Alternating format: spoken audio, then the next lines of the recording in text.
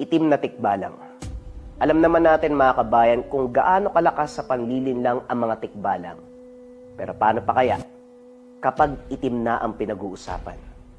Pero dito sa kwento mga kabayan, baliktarin natin. Paano kung ang itim na tikbalang ang malinlang ng isang tao? Ang kwentong ito ay hango sa totoong buhay. Mula ito sa isa nating kabayan na itago na lamang natin sa pangalang Emil. Taong 1987, Cagayan. JD. Sa isang liblib na bayan na dating tinatawag na Balong Bato, may bahagi doon na hindi na kailanman dinaanan ng kahit sinong residente. Hindi dahil sa mga ahas o mabangis na hayop, kundi dahil merong kakaibang presensya na matatagpuan doon sa lugar. Sa tuwing lulubog ang araw, biglang lumalamig ang hangin na tila ba may humihigop ng init mula sa balat ng mga tao. Kahit mga ibon, kapag dumarapo sa mga puno roon, hindi na muling nakakalipad pa. Sa tuktok ng lugar na yun, matatagpuan ang isang malaking bato. Kulay itim na parang sinunog. May mga ukit ng kabayo, ngunit ang ulo nito ay parang sa demonyo. Mga simbolong tila hindi nagawa ng tao. At sa tuktok ng batong iyon, nakaupo ang isang nilalang na hindi dapat makita ng mundo. Mahaba ang katawan nito. Ang hulma ay parang tao. Ang muka ay mahaba katulad ng kabayo. Pero ang balat, mas maitim pa. Sa pinakamadilim na gabi, ang mga ugat sa ilalim ng balahibo ay kumikislap na parabang pulang apoy. Ito ang nilalang na ipinanganak sa sama ng loob, gutom at takot ng mga taong unang tumira sa baryo, o mas kilala sa katawagan na itim na tikbalang. At ngayong gabi, may naririnig siyang humihikbi mula sa isang maliit na bahay. Sa dulo ng kagubatan, isang bata. Mahina ang katawan, madaling lokohin. Ngumiti ang tikbalang. Tumawa, mahina, mabagal at nakakapanindig balahibo.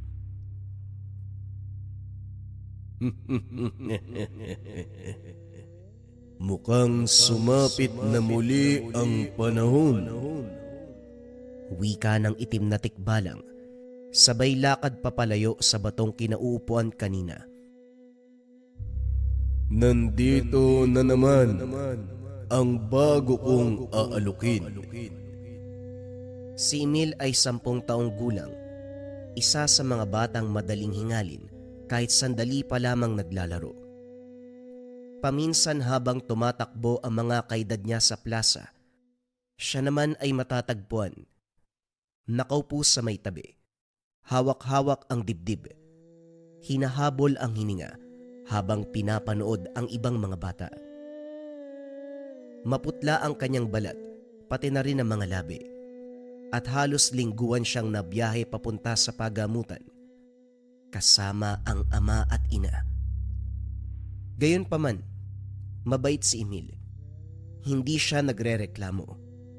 Palaging nakangiti. Kailangan. Lalo na para sa mga magulang. Ngunit kahit anong ngiti ng binata, nararamdaman niya ang pag-aalala ng mga ito. Anak, Emil, huwag ka muna sigurong lumabas. Mainit ang panahon eh. Baka mapagod ka lang. Dito ka lang sa loob, samahan mo ko anak. Wika ng nanay ni Emil.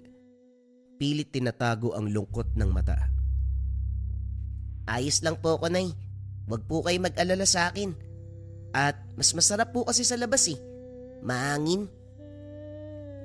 O siya, sige kung ayaw mo magpapigil. Pero huwag ka sanang tatakbo sa labas ha. Baka mapano ka. Habang nag-uusap ang mag-ina, biglang bumukas ang pintuan. Dumating na ang ama ni Emil. Pagod na pagod at tumutulo ang pawis. Kakagaling lamang nito sa bukid. Dala-dala ang kanilang pananghalian. Huwag ka munang lumabas anak kakain tayo ngayon. Dala ko pa naman yung paborito mo. Wika ni Mang Tino, ama ni Emil. Oo nga naman anak, dito ka muna. Halika, tulungan mo kong ihanda yung pagkain. Hindi na umangal pa si Emil. Tahimik na lamang siyang sumunod sa kanyang mga magulang. Alam niyang nag-aalala ang mga ito. Lalo na, siya ang natatangi at kaisa-isang anak. Matanda na rin ang edad nila. Kitang-kita pa lang sa pagkunot ng noo ng ama, ang mga linya sa ngiti ng ina at ang mga takot na may halong pag-aalala sa kanilang mga mata. Hindi man sabihin, nauunawaan niya ang pinanggagalingan ng kanilang pag-aalala. Kaya sa halip na makipagtalo, pinili na lamang niyang manahimik. Mahinaw na sumunod sa mga ito. Gusto niyang lumabas sa kaloob-looban niya. Kahit minsan ay nakakapagod, pinagpapasalamat pa rin niya na may 2 taong handang gawin ng lahat para sa kanyang kaligtasan. Matapos kumain, maghugas sa mga pinggan at tulungan ang ina sa gawaing bahay, wala nang natira pang gawain. Si Emil kung hindi dudungo sa bintana, pagmamasdan ang paligid at ang mga batang naglalaro sa labas. Hindi niya maiwasang malungkot at manalangin na balang araw, sana magbago din ang lahat. Mawala na ang kanyang karamdaman. Isang araw, galing sa pagamutan, sinabi ng manggagamot na kailangan na ni Emil na mas matinding gamutan. Kaso nga lang walang pera ang pamilya.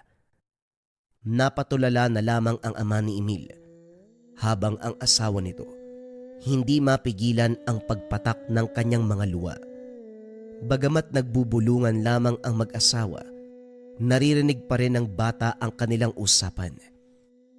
Paano na to? Hindi na nga sapat yung kinikita mo para sa pang-araw-araw natin eh. Kahit isama pa yung paglalabada ko, hindi pa rin uubra. Huwag kang mag-alala po na. Magagawa natin yan ng paraan. Makakaya natin to, tandaan mo. Matagal na nating ipinagdasal na magkaroon ng anak. At ngayong pinagkalob na siya sa atin. Tignan mo ang anak nating si Emil. Lumalaban yan kahit hindi niya sabihin. Lumaban din tayo. Tugon ng asawa, sabay yakap at punas sa mga luha na pumapatak sa mata ni Aling Fona. Tay! Tay! Hindi niyo na po kailangan mag-alala, kaya ko po to, konti na lang. Wika ni Emil, habang pilit ang ngiti. Pero sa loob niya, alam niya na pabigat lamang sa pamilya. Dahil sa paglala ng kondisyon ng bata, minabuti na lamang ng manggagamot na ipaiwan si Emil sa pagamutan habang ang mga magulang nito ay pinauwi. Huwag po kayo mag-alala. Maaalagaan naman po namin ng mabuti ang anak nyo dito. Sa ngayon po mas maganda kung umuwi muna kayo para makapagpahinga. Sa nakikita nyo po, mga bata lang po kasi ang pwede sa kwartong ito Pagpapaliwanag ng manggagamot. Hindi na nakipagtalo pa ang mag-asawa. Kagad na silang nagpaalam sa anak. Nangakong babalik sila kinabukasan bago pa sumikat ang araw. Kahit nakangiti ang mga ito, hindi may tatago ng pamilya ang lungkot sa kanilang mga mata. Nang gabing yun, habang tulog ang lahat, si Emil ay tumayo sa kama at pumuslit sa bintana. Sinikap niyang umuwi ng bahay, ipamuka sa mga taong kaya niya at hindi siya mahina. Habang naglalakad, hawak-hawak nito ang dibdib. Hinihingal ng mas malala pa kumpara sa dati. Konti na lang. Konti na lang. Malapit na. Pero mali siya. Hindi niya kinaya. Napilitan siyang umupo sa gilid ng gubat. Sa ilalim ng malaking puno. Malamig ang hangin. Tahimik ang paligid. Tanging mga kuliglig lamang ang maririnig. Napakapayapa. Hindi niya maiwasang mapapikit at maluha. Kung hindi lang sana ako nabuhay. Sabi ni nanay at tatay, ako ang dahilan kung bakit sila masaya. Pero bakit ako'y nagdadala ng kalungkutan sa kanilang buhay? Wika ng binata sa sarili habang pumapatak ang kanyang luha. Natigilan siya nang biglang makarinig ng kaluskos sa paligid. Pinakiramdaman niya muna ito dahil baka naliligaw lamang na hayop ang dahilan. Ngunit nang hindi tumigil, nagkusang loob na ang bata. Tumayo ito sa kinaupuan. Tao po? Tao po? May biglang pumasok na hangin mula sa loob ng gubat, pero tila may kakaiba rito. Mabigat. May kasamang masamang presensya. Nakarinig siya ng tunog ng mabigat na paa na tila ba nagmumula sa kabayo. Hindi pang tao, hindi pang hayop. May mga dahong gumagalaw, ngunit tumigil naman kanina pa ang hangin. May aninong dumaan sa likuran ng mga puno, pero paglingon ng bata, wala. Ganun pa man, ramdam niya na may mga matang nakatingin sa kanya. Habang sinusuri ng mabuti ang paligid, doon niya unang nakita ang pulang mga mata. Kasunod ang singhap ng kabayo.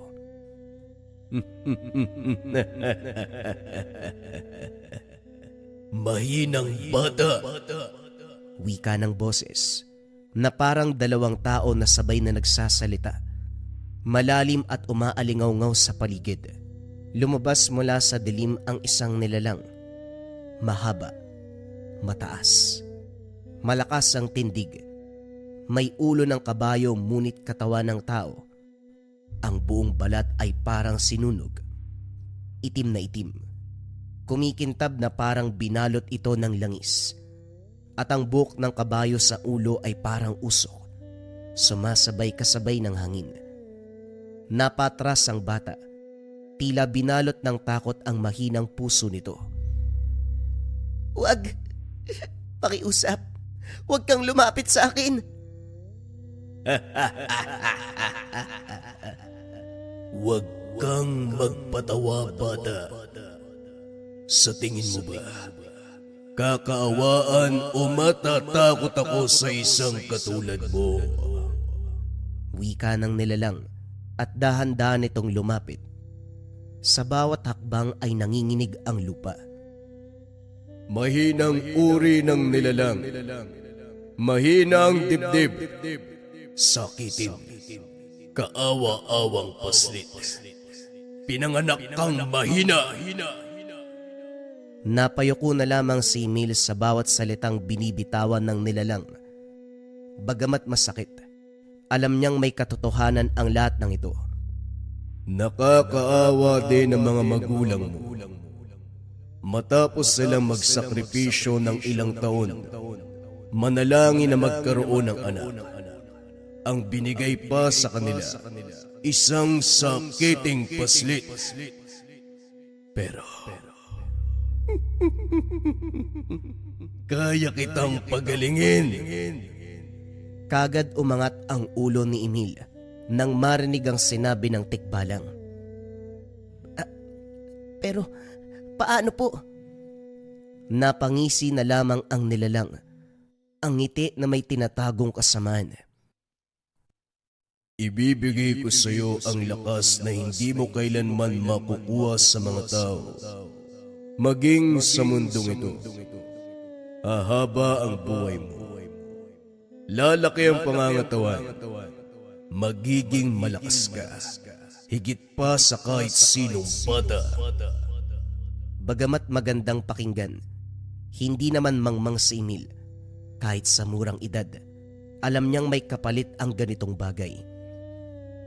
Sabihin niyo po sa akin kung anong kapalit. Dito lumapit ang tikbalang sa kanyang muka. Halos magdikit ang ilong ng kabayo at noo ng bata. Kaunting tulong lang naman. kaunting tulong.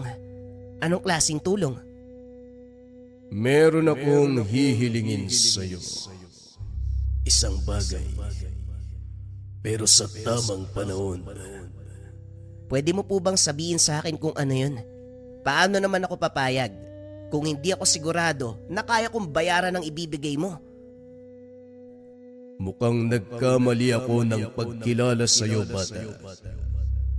Baga mo lang pala ang mahina, pero hindi ang utak mo. Makakasigurado ka, ang hingin kong kapalit, hindi mo namamalayan, kaya wala kang dapat ikabahala. Wika ng nilalang habang hindi pa rin nawawala ang ngisi nito sa muka. Magsasalita pa sana si Emil, ngunit bago pa makatanggi ang bata, mabilis na tumusok ang daliri ng tikbalang sa kanyang dibdib. Tila gumawa na ito ng kasunduan. Walang dugo, walang sugat, ngunit may malamig na apoy ang pumasok sa kanyang loob. Magpagaling ka, bata. Magkikita pa tayo.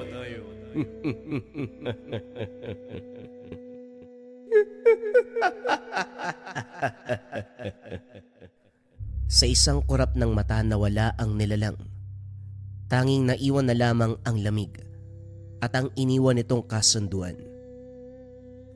Kinabukasan nagulat ang lahat dahil si Emil, ang batang sakitin, gumising ng malusog, masigla at parang tumangkad pa ng bagya.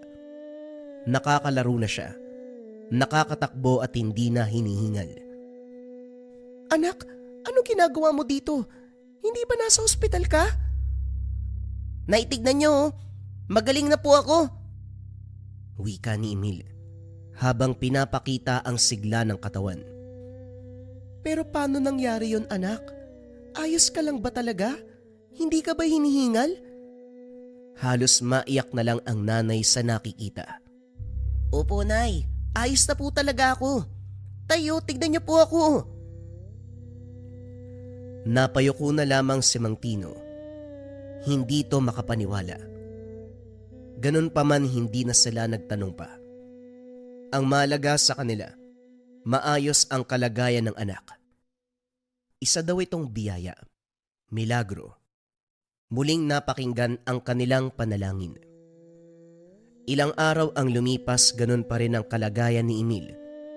Masigla, maliksi, masiyahin, at tila mas mabilis siya kaysa sa mga kalaro. Mas malakas, may kakaibang liwanag na bumabalot sa batang ito. Ngunit ang hindi nila alam, sa tuwing gabi iba ang bumabalot sa kanya. Hindi na siya nakakatulog pa ng maayos. Ramdam niya ang malamig na presensya. Tila nagmamatyag, nagmamasid, nag-aabang sa kanya mula sa dilim. At minsan pa naririnig niya ito, ang yabag ng kabayo. Kahit anong oras ay sisingilin na siya. Ngunit hanggang ngayon, hindi pa rin alam ni Emil kung anong kabayaran sa kahilingan. Ilang linggo pa ang lumipas. Sa umaga ay makikita mo siyang naglalaro sa ilalim ng araw, tumatalon sa mga sanga, tumatakbo sa palengke at halos hindi na napapagod. Ngunit sa gabi, iba na ang kanyang itsura. Tahimik, nakatitig lamang sa bintana na para bang may inaabangan at sa bawat bahay na nasisalayan para itong may hinahanap. Isang gabi, dahil hindi na kaya pa ng kanyang katawan, kalaunan ay nakatulog na ito. Ngunit hindi mahimbing, nagising kagad siya sa kalabit lamang ng hangin. May kakaibang tunog ang sumunod dito. At sa pagsilip sa bintana, doon niya nakita ang isang pamilyar na anino. Sa gilid ng gubat, mas matangkad pa sa mga puno, mas malalim pa kaysa sa dilim ng gabi. Panahon na, bata. Wika ng pamilyar na boses. Nanlaki ang kanyang mga mata. Bagamat matagal niya itong inambangan, nagulat pa rin siya sa pagdating nito. Kahit natatakot, hindi siya tumakbo. Sa halip hawak niya ang isang simpleng baston na gawa sa kahoy.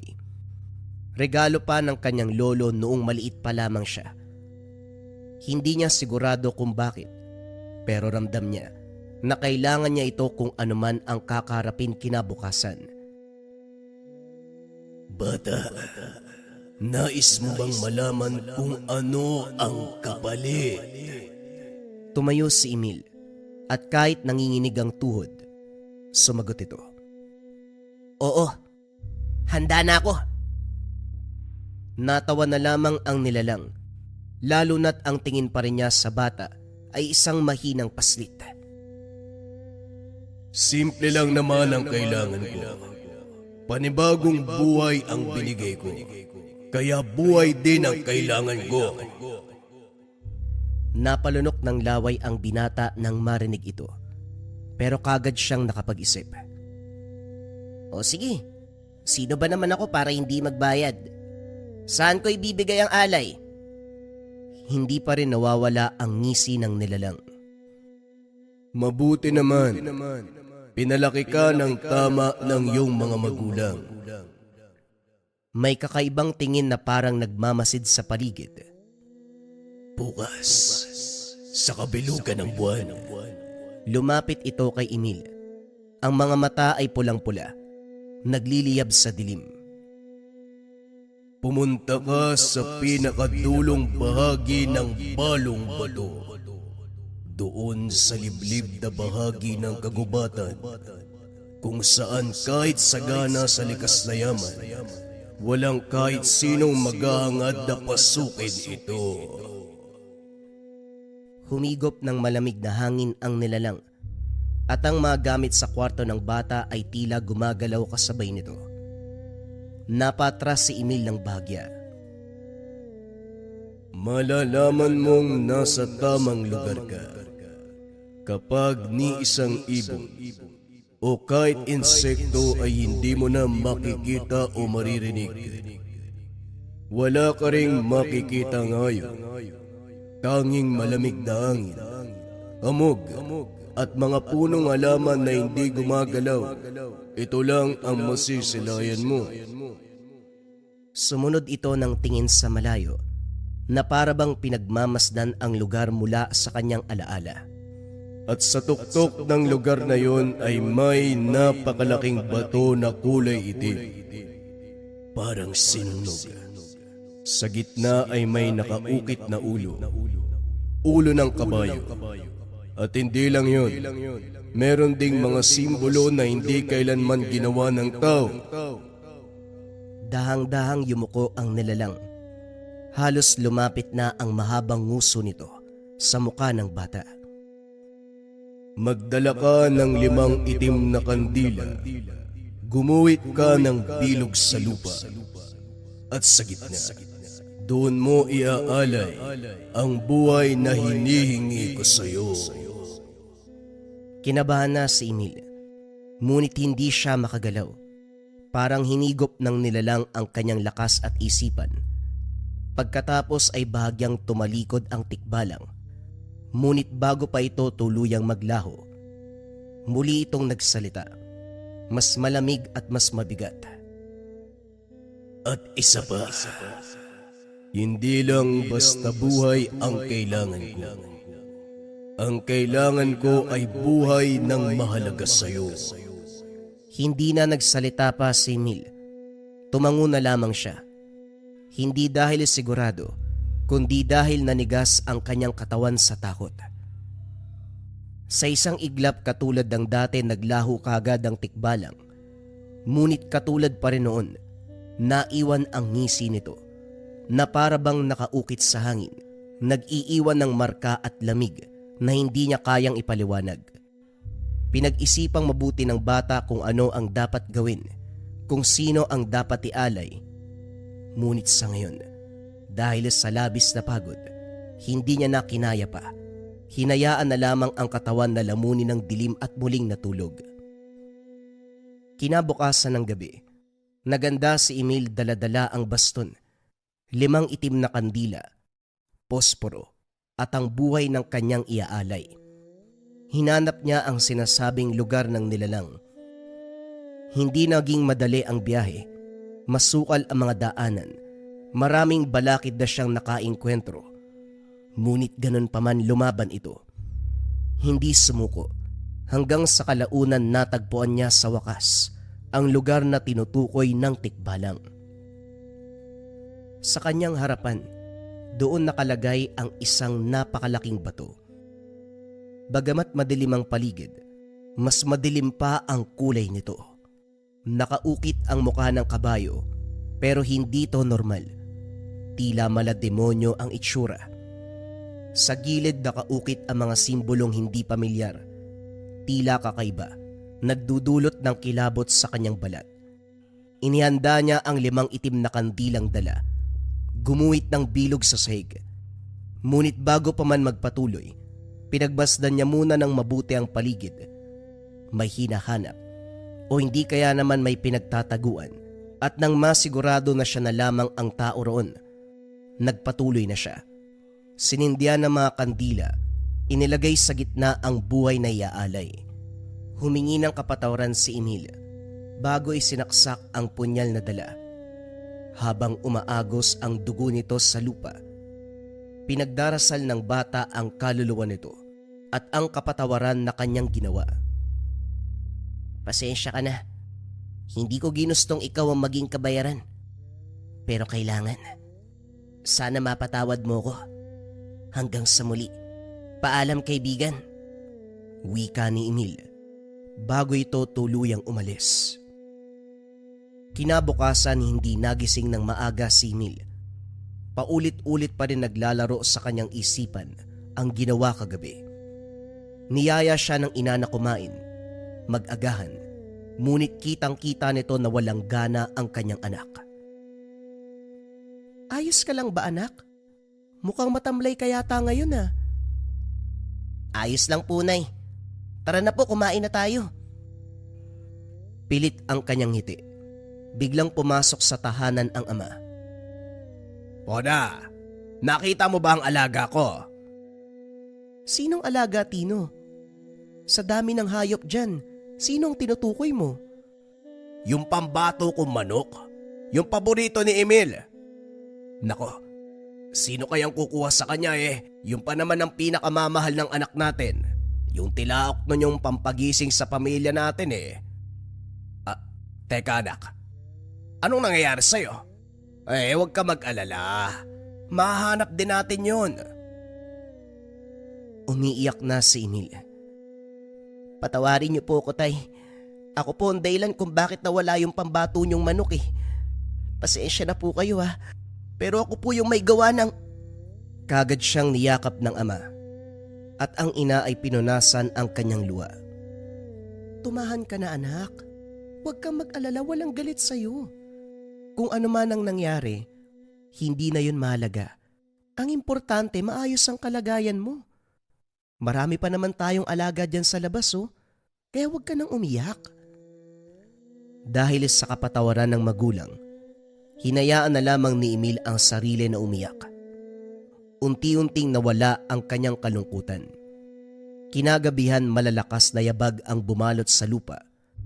Umalog ang mga puno at lupa. May itim na usok ang bumabalot sa paligid. Mainit ang hangin. Tila may nilalang na galit na galit. Isa kang manlilinlang. Kagad napatras si Emil. Ngunit wala na siyang ibang pupuntahan pa bukod sa sulok ng kanyang kwarto. Halos nasunog ang bintana sa kwarto at mula doon lumabas ang nilalang. Pulang-pula ang mga mata. Galit na galit sa bata. Ano? Anong manlilinlang? Sinunod ko naman po lahat ng utos mo Sumagot ang nilalang. Napatalo na lamang ang bata upang makaiwas. Anong klaseng alay ang binigay mo? Isang manok. Ang sabi ko, buhay ng taong mahalaga sa'yo. Akala ko ba mahusay ka? Pwes nagkamali ka.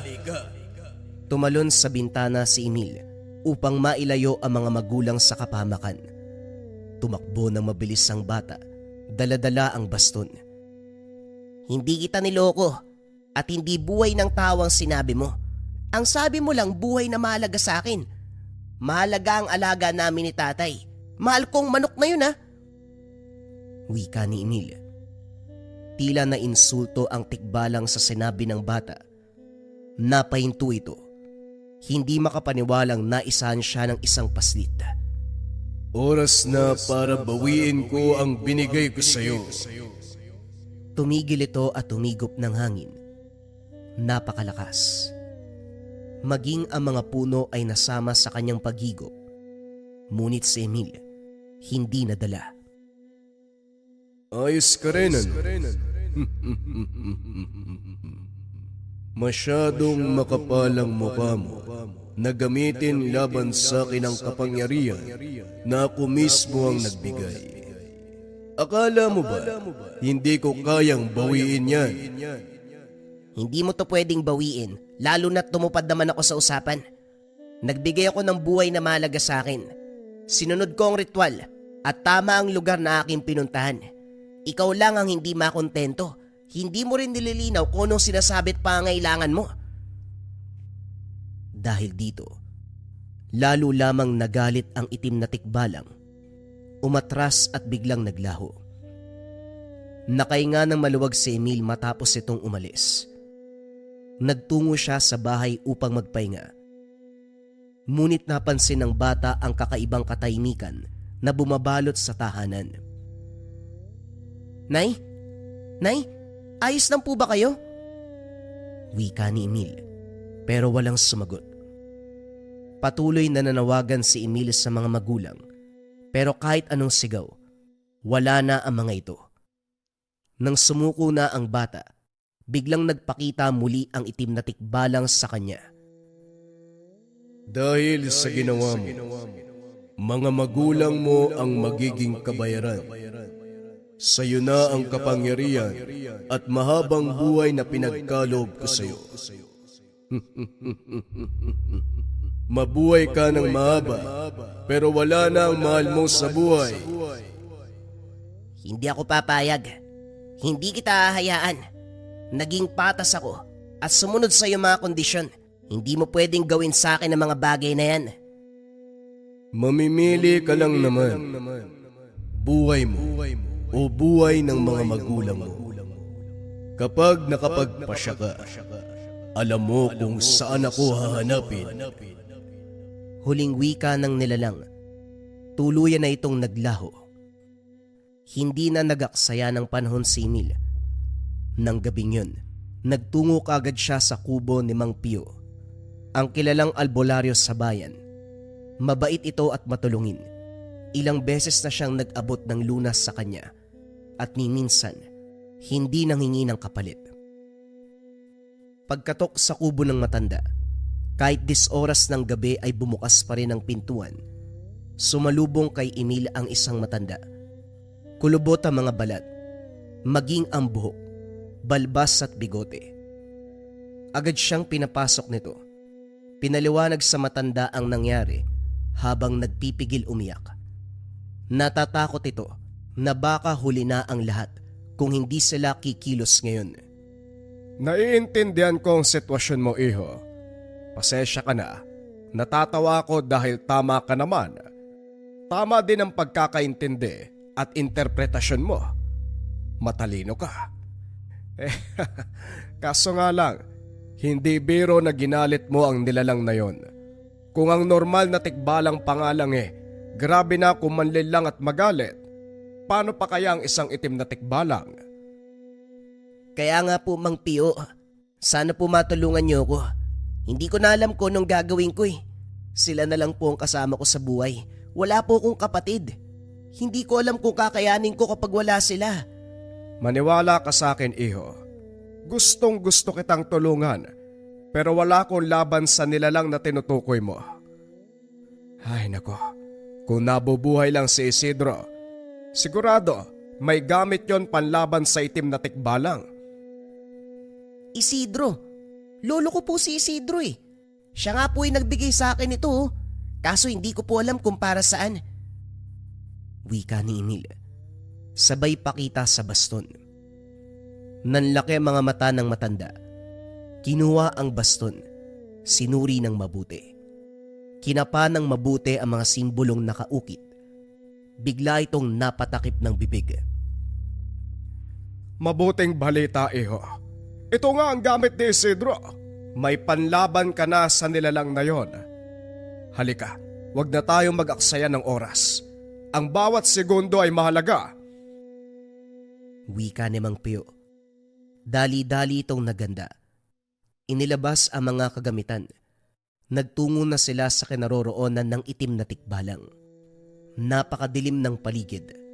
Walang mga bituin. Walang hangin.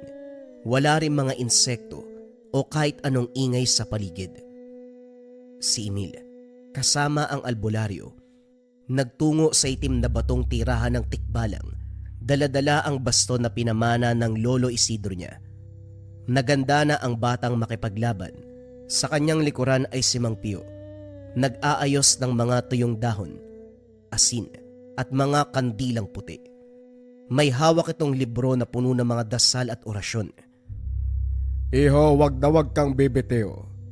Tandaan mo, ang tunay mong lakas ay galing sa iyo at hindi sa tikbalang. Huling paalala ng matanda. Huminga ng malalim si Emil. Naglakad na ito. Habang papalapit, unti-unting nakikita ng bata na nagbago ang anyo ng itim na tikbalang. Mas nakakatakot na ito. Ang katawan ay tila bitak-bitak. Sa loob ay may pulang liwanag. Dila na nag-aalab. Parang apoy na nakikita sa mga bulkang pasabog na. Ang mga ngipin nito ay sobrang haba, handang kumain at pumaslang kung sino man ang lalapit. At sa likod, ang buhok nito ay parang usok na dumadaloy sa hangin. Ngayon ay mas malaki, may halong pula at nakakasulasok na samyo. Sa kanyang likuran ay ang mga magulang ni Emil, nakasabit sa puno. Tila pinag-iisipan ng nilalang kung sino ang uunahin. Nay! Tay! Bata, ang kapalit ay dapat mong pagbayaran. Sino kaya sa kanila ang dapat kong unahin? Mas maganda siguro kung pagsabayin ko sila. Nanlaki ang mga mata ni Emil sa galit. Kung gusto mo ang buhay nila, kailangan kunin mo muna ako. Ngumisi ang tikbalang. Inangat ang mga magulang sa mas mataas sa sanga. Walang malay ang mga ito. Ngunit humihinga pa. Umalingaw-ngaw ang nakakapanindig balahibong halakhak ng nilalang. Emil! Maganda ka na, panahon na! Wika ng matanda sabay sabog ng liwanag mula sa agimat ng albularyo. Sumugod na ang tikbalang. Tumakbo si Emil hawak ang baston. Nagiinit ng pulang liwanag ang mga nakaukit dito. Ang tikbalang naman ay dumiretso. Sa bawat takbang, nagmamarka ito sa lupa kasabay ng paglindol. Nagbabanggaan sa gitna. Yumayanig ang lupa. Tumalon ang bata sa kaliwa. Iniwasan ng sipa ng kabayo. Sinundan niya ito sa gilid at tinampas ang baston. Tumama ito sa tagiliran ng halimaw. Isang sigaw na parang kulog ang lumabas sa tikbalang. Gumana! Gumana, Emil! Ipagpatuloy mo lang! Wika ng matandang albularyo. Bagamat nasaktan, mabilis pa rin ang tikbalang. Agad niyang hinablot ang bata at hinagis sa puno. Umuga ang kapaligiran. Napasigaw ito ng malakas, ngunit tumayo din pagkatapos.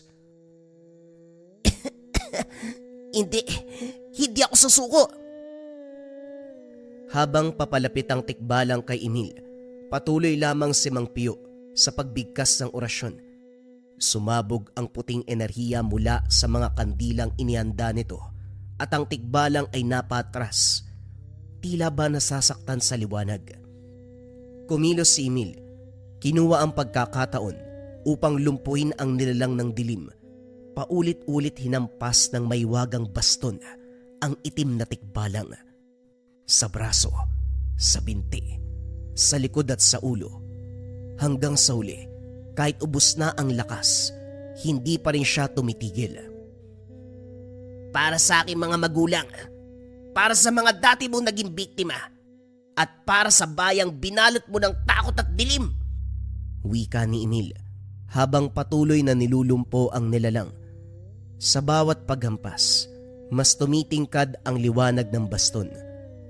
Ngunit sa uling pagkakataon, may usok na lumabas sa ilalim ng lupa. Parang mga kamay na humawak sa paanan ni Emil at sinubukan ng mga ito na hilahin siya pababa. Nay, patawad po. Hindi ko na kayo kayang iligtas. Tumingin ka sa akin, Emil. Hindi ka nag-iisa. Gamitin mo ang puso mo. At doon naramdaman ni Emil ang lahat. Ang takot niya noon, ang pagiging sakitin niya, ang pangarap niyang maging malakas, at ang pagmamahalan nilang pamilya. Ang bastong hawak-hawak niya ang nanginig. Ang pulang liwanag kanina ay naging kulay ginto, at ang mga anino at usok na humihila sa kanya pababa ay humina. Tila pinalayas ng liwanag. Tumakbo si Emil ng napakabilis, at sa pagtalon nito napatingala ang tikbalang. Ngunit bago pa ito makakilos, huli na. Ito, para sa pamilya ko! Diretso sa noo ng tikbalang, sumabog ang liwanag. Pumutok ang hangin. Ang mga puno ay nagtalsikan sa iba't ibang direksyon. Nagliyab ang halimaw. Sumigaw. Unti-unting naging abo na kumalat sa hangin. Sa wakas, natapos na rin ang lahat. Bumagsak mula sa puno si Aling Pona at si Mang Tino. Tumakbo si Emil papunta sa kanila. Nay, Tay, buhay po kayo! Yumakap sila sa anak. Hindi iniinda ang sakit. Walang bahid ng takot. Nagpapasalamat na lamang na ayos silang lahat at si Mang Pio nakangiti. Masayang pinagmamasdan ang buong pamilya. Hinihingal habang hawak ang agimat pero buhay. Tapos na, iho. At dahil ito sa taglay mong liwanag. Lubos na nagpasalamat ang pamilya sa tulong ng manggagamot. At muli, tumulong ito sa kapwa nang hindi nanghihingi ng kapalit. Lumipas ang ilang buwan. Napanatili ng gubat ang katahimikan nito, pati na rin ang katahimikan ng bayan. Wala na ang mga bulong, ang itim na usok at mga matang nakamasid sa dilim. Si Emil ay lumaki. Malakas na lalo ang kanyang katawan, pero mas malakas pa rin ang kanyang loob. Tinutulungan niya si Mang Pio, naninilbihan sa bayan, lumulutas sa mga problema at walang hinihinging kapalit. Naging katuwang siya, bantay ng gubat at bantay ng bayan.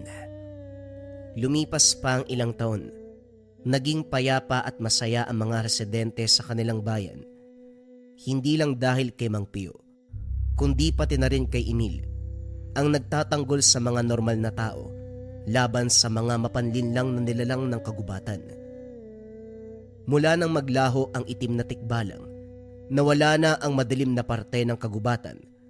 Wala na rin ang itim na bato na may mga masamang simbolong nakaukit. At dahil dito, muling nanumbalik ang sigla ng gubat. Ang mga puno ay mas naging malusog at luntian. Dumarami na rin ang mga hayop at insektong naninirahan dito. At sa gitna ng lahat si Emil, hindi na siya ang batang sakitin na laging umaasa sa awa ng tadhana.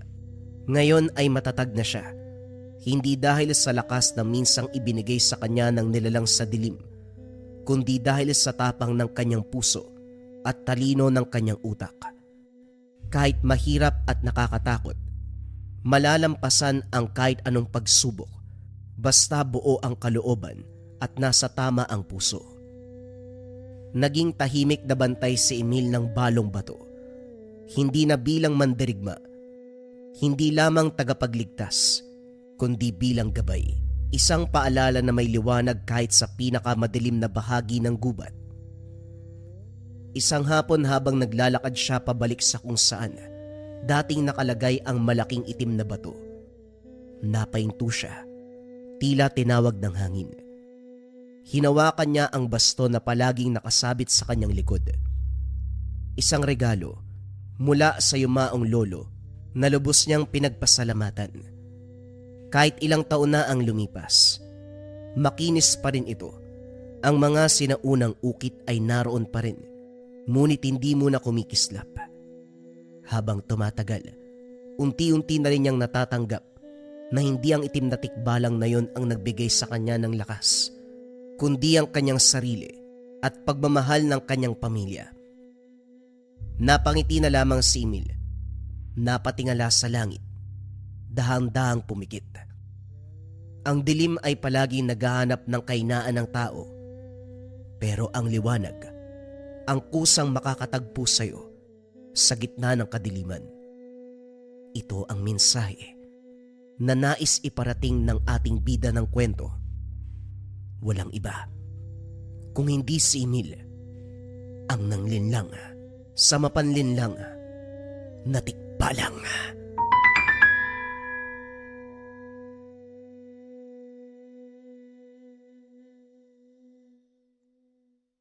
Tatlong patotoo sa Marahuyo Bracelet Depensa Espiritual, Rebuelta o Baliksumpa. Unang kabayan, pagkasuot ng Marahuyo Bracelet, kinabukasan, na ospital yung mangkukulam na gumagambala sa kanila. Ikalawang kabayan, problema sa pagtulog ng maraming taon, ginagambala sa gabi. Magmula nang masuot ang Marahuyo Bracelet, nagkaroon ng payapang pagtulog at hindi na nananaginip ng kung ano-anong elemento, maging ng mga itim na anino. Ikatlong kabayan, ang kaibigan na mangkukulam. Ilang buwan ng pagdurusa sa sakit na hindi gumagaling. Magmula nang masuot ang Marahuyo Bracelet ay nagbago ang lahat.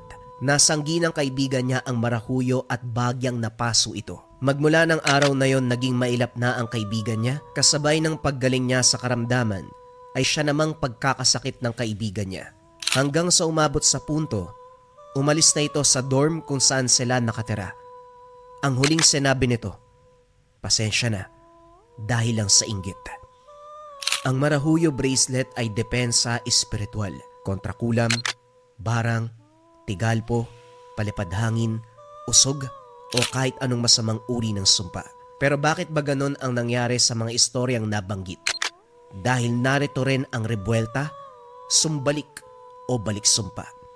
Kung ano man ang sumpa na ibinigay sa inyo, ibinabalik sa taong nagbigay. Kung interesado ka kabayan, paki-visit lang ang shop ng Likha Merchandise. I-search nyo lang, Likha Marahuyo Bracelet. Piliin nyo ang pinakamaraming sold at pinakamataas na ratings. Mag-ingat sa mga scammers.